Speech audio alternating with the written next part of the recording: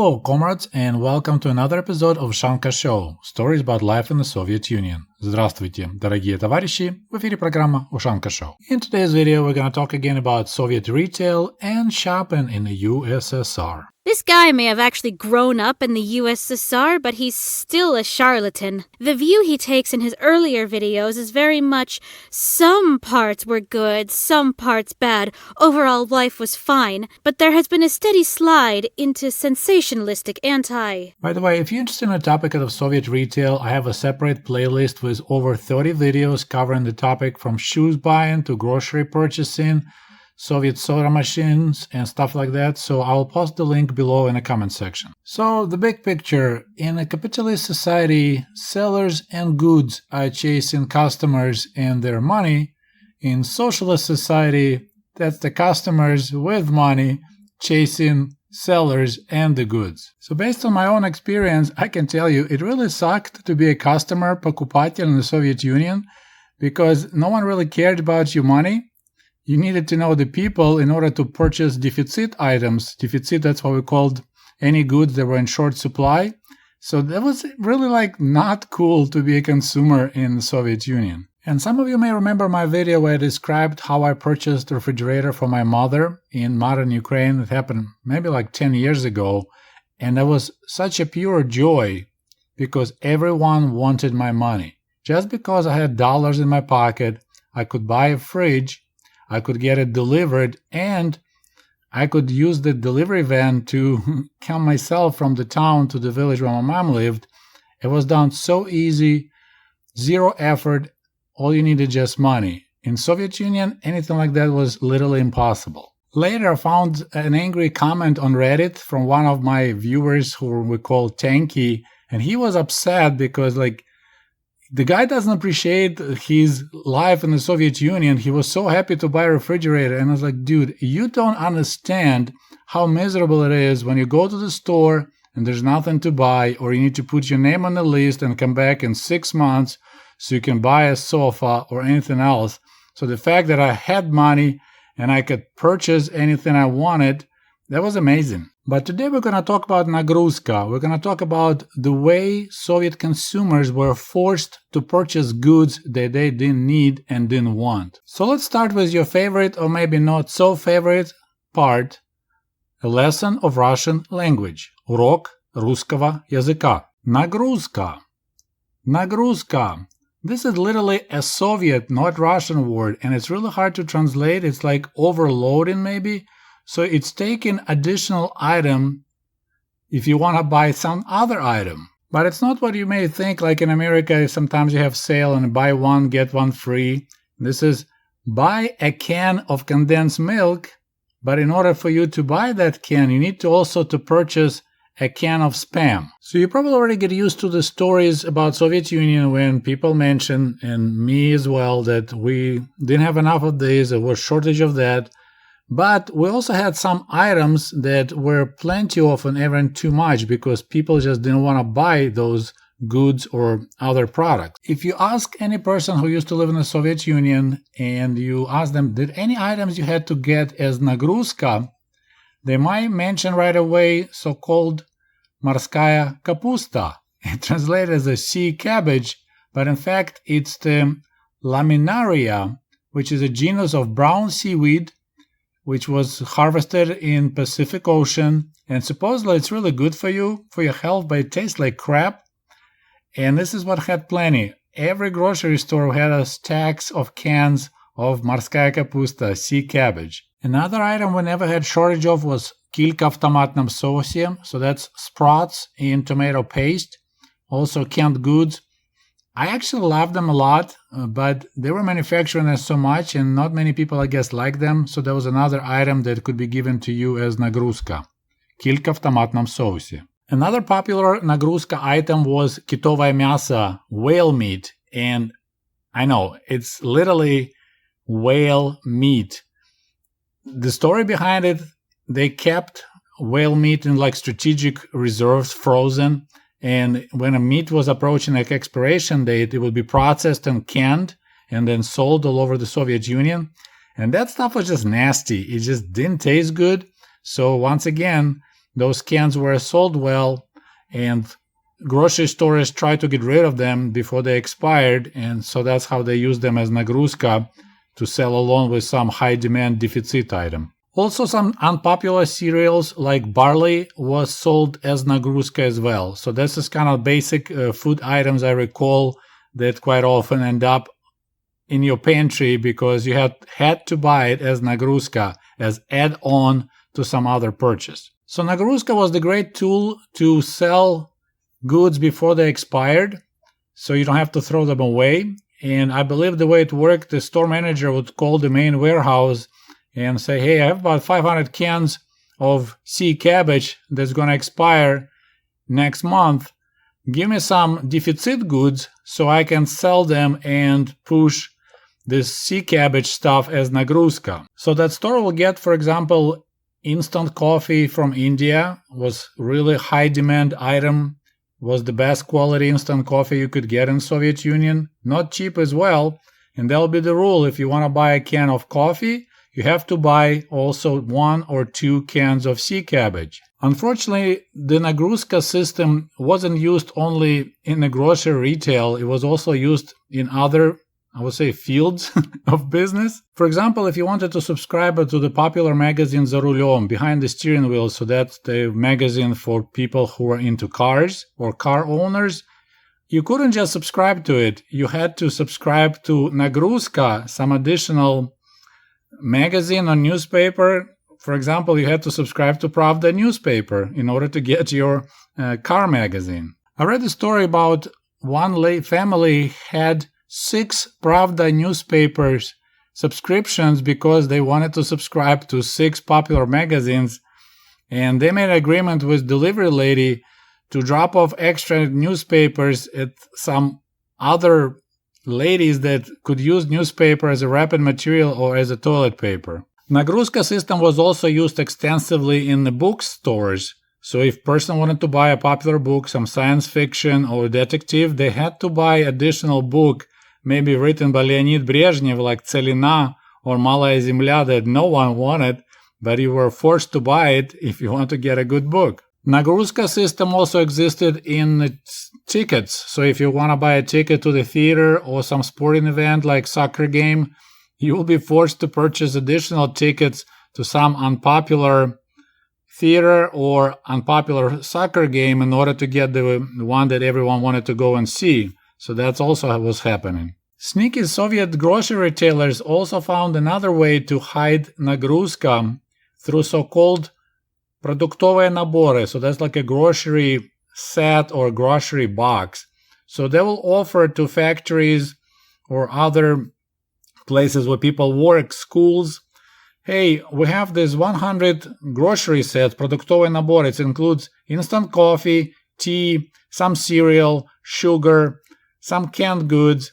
And if you want, to buy, if you need coffee, you have to buy the whole box. And this is how also nagruzka will go through. Like, I really want this coffee, but it comes in the box with other goods. So there was other way to get that nagruzka through the продуктовый набор. And speaking of Soviet retail, 3 years ago, I recorded a video called Secrets of the Soviet Retail. And YouTube kind of ignored that. I thought it was a good topic. I shared a lot of interesting details about shopping for grocery in the Soviet Union. So what I'm going to do, I'm going to attach that old video to the end of this video. So if you missed it, you can watch it now.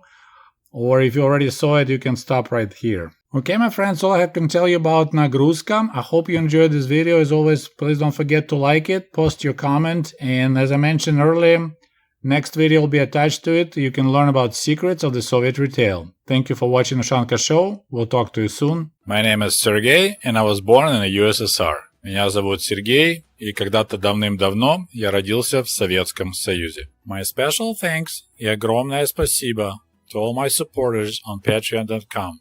Thank you, comrades. It's greatly appreciated. And thank you for joining me in our quest to learn more about life in the USSR. So today we're going to talk about Soviet retail, and actually it's going to be from a different angle. My plan is to share with you different Soviet era terms and definitions about Soviet stores and buying stuff, selling stuff. so there'll be more like a language lesson. But it's not Russian language lesson, it's Soviet terminology lesson. You know, like a modern Trump presidency era introduced us to these interesting new terms like fake news, kofefe, Yosemite, Jaina, and so on. And talk about it.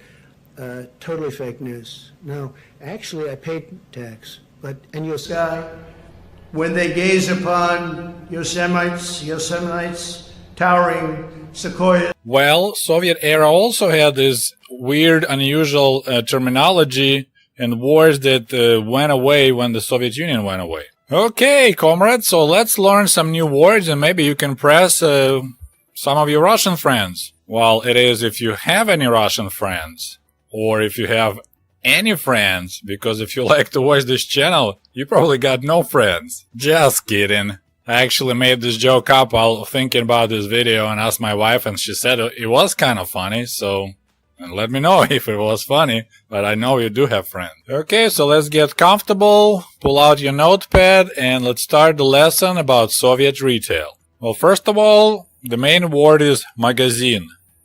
Magazin, which means the store. When I was learning English in school, I always hated this word because, you know, there's a magazine in English and magazine in Russian, and it's completely different meaning. So magazine in Russian is a store, magazine in English is like Time magazine or Playboy magazine. So when you learn another language, quite often you can trip over those words that you have in both languages, but they have completely different meaning. And of course in English, magazine also relates to the guns. So you have that clip when you keep your bullets, is also magazine, right? And do you know, in Polish language, magazine, store, is sklep.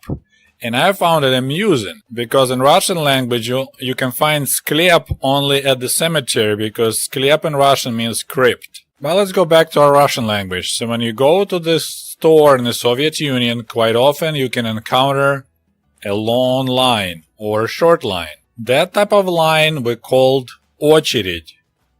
Очередь. And yeah, I just realized when I was thinking about the очереди that there's over different kinds of lines in the stores, and I'm thinking about making separate video just on that topic because sometimes it's just a line because there's a goods that everyone wanted and usually they don't have in the store. Sometimes it's just because it's just slow serve, like everyone buys a kilogram or 2 kilograms of potatoes and it takes forever to wait and serve each customer. So we had different type of lines, but that'll be different video about it. Well, if you're interested in life in Soviet Union and you know something about life in the Soviet Union, you should know that we had quite a shortage of different goods, and we're talking like foodstuffs and other items.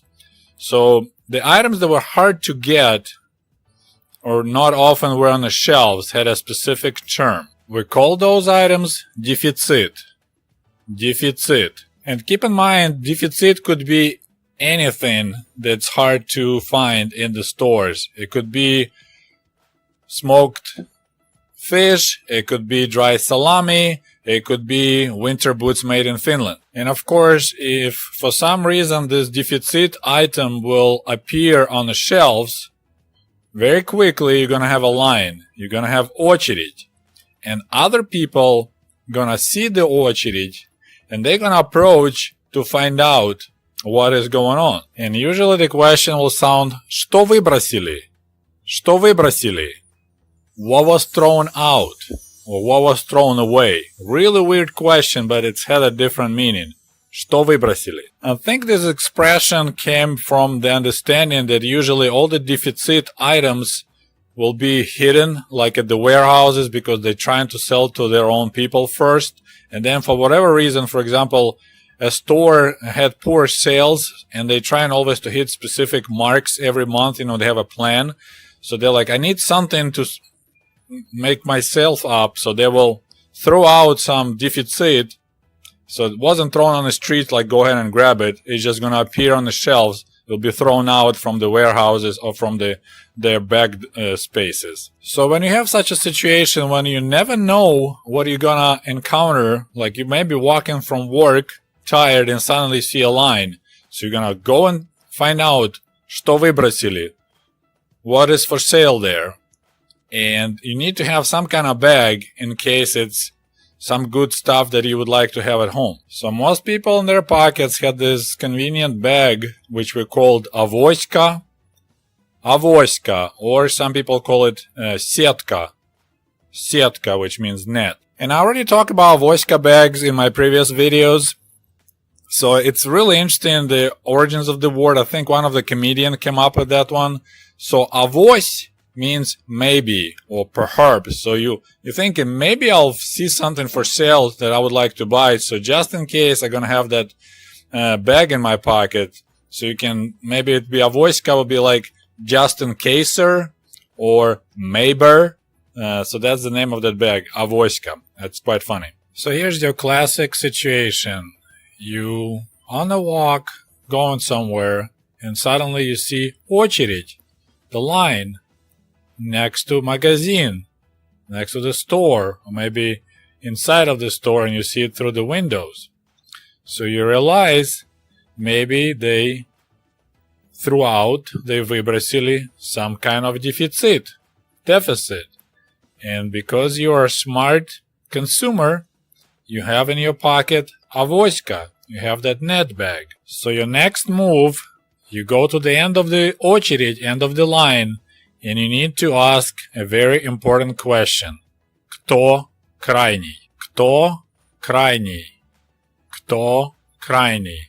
So that's the question. Who is the last person in that line? That was a very important question because sometimes there'll be an old lady who can't stand in line, so she will walk aside and sit down on the bench, but she is the last in line.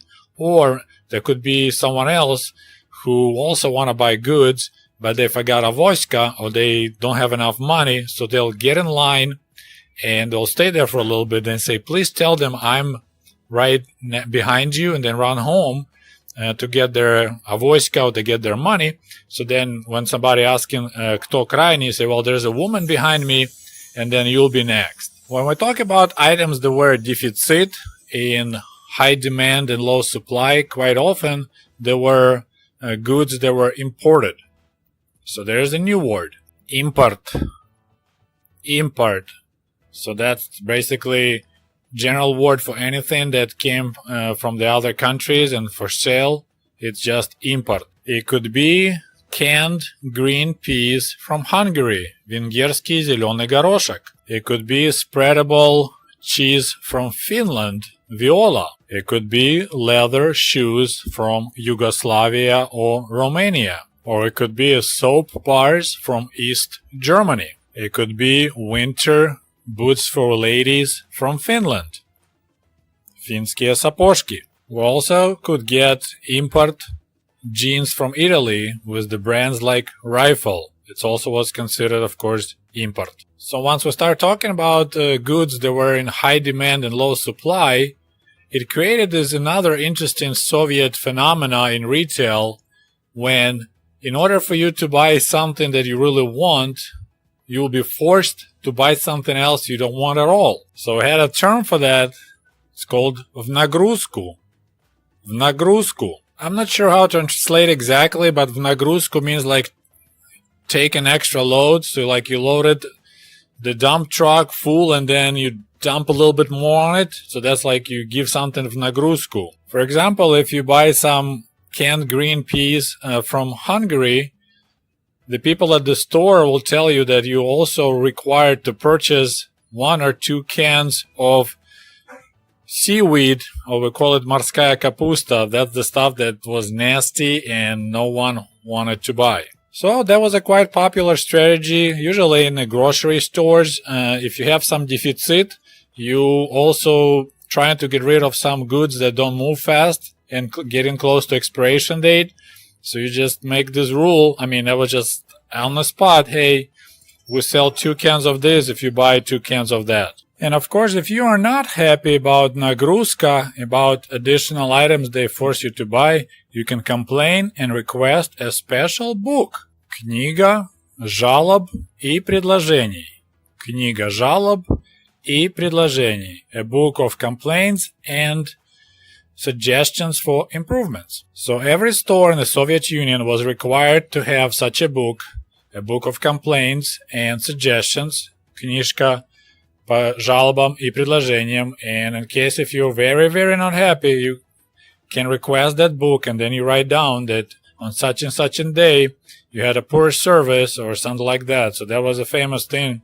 When you're really upset, people be yelling, "Let me see your book of complaints! Дайте мне вашу книгу жалоб!" And of course you remember that all Soviet citizens were equal, but some of them were more equal than others.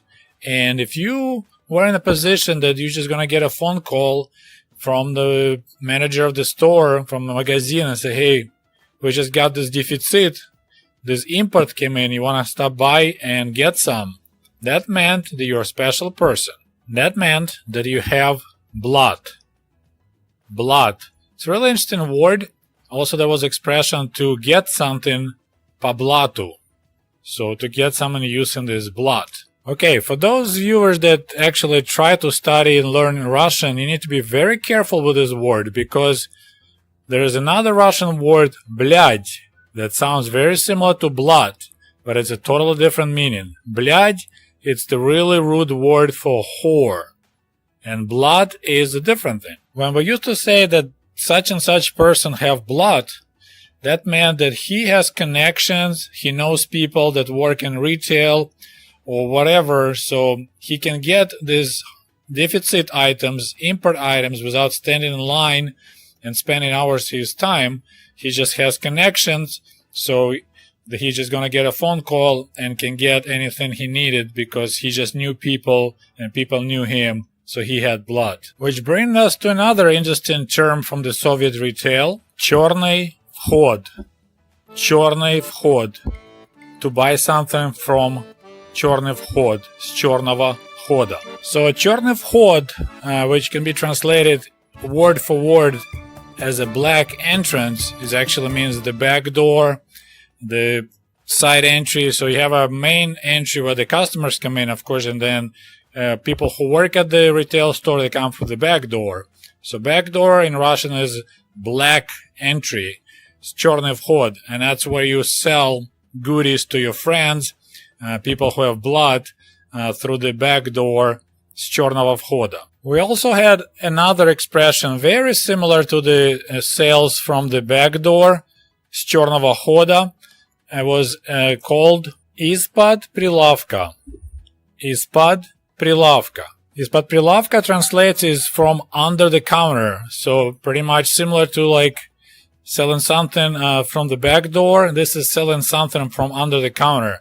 So sellers will hide stuff they don't want a regular customer to see, and they're gonna sell it only to those of their friends. People have BLAT, so there'll be sales from under the counter, из-под прилавка. So as you see, Soviet retail was the most Soviet retail in the world. It was quite a different animal. Which brings us to the final chapter. Let's talk about door signs at the Soviet stores, at the Soviet magazины. So we are talking about most popular sign that you can find on the doors in the Soviet magazины, перерыв. Перерыв.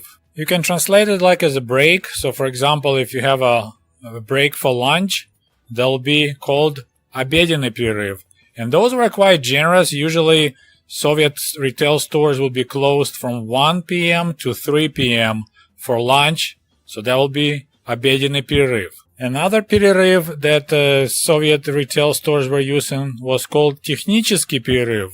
And that's a mystery for me. It's like a technical break. So I can assume maybe they were doing some maintenance on their coolers or refrigerators or freezers. But of course, why would you do it when the store is closed, when you can just shut the doors, put the sign технический перерыв, and do maintenance on your equipment right there? Quite often you can walk into the closed door and the sign will say санитарный час.